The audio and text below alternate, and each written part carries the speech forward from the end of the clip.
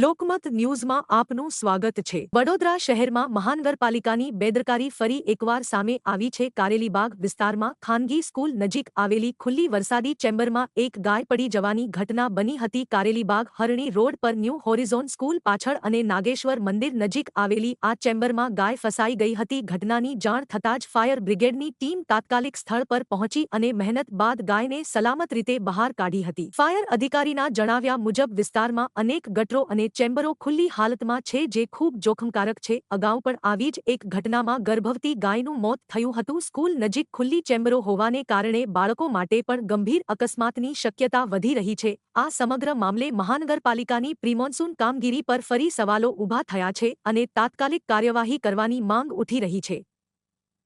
ભાઈબંધ થોડો પાછળથી આવી જા ને।